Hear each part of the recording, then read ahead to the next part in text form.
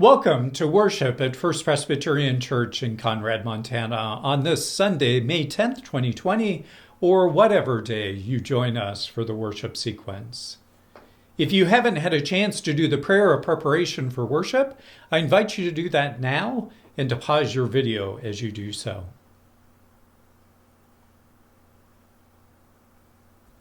Again, it's good to have you in worship at First Presbyterian Church in Conrad, Montana. I have a few announcements to make for you. I'll move through some that I've made before a little bit more quickly. First, I'd invite you to make this a worshipful experience. If there are other things that might distract you, try to put those aside or write things down that are on your mind so that you can put them out of your mind for the moment and be reminded of them later. I invite you again to pick a leader for the parts marked 1 if you have more than one person in your household, and to utilize someone new or someone who hasn't done it recently if you can.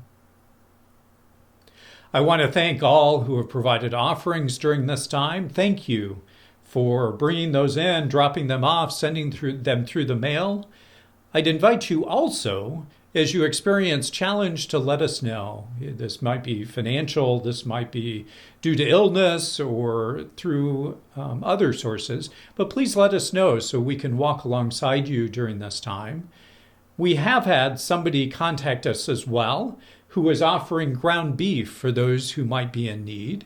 If this would be helpful to you or someone you know, please contact the church office so that we can make that available to you or connect you with the person who is making that available. And we thank that family for that gift. We will continue with online-only worship through May 24th, and we're hopeful that we'll be able to have in-person worship starting May 31st. Our numbers may be a bit limited, and we will very likely require social distancing for that service, but I'm looking forward to leading a number of you in person. The task force met a couple weeks ago, and we've developed some ideas for an approach to worship. We'll continue to monitor the situation, and as we get closer, we'll provide those details to the various people who need them. I'd like to remind you of a fairly new worship opportunity on Wednesday evenings that you can join us for by teleconference.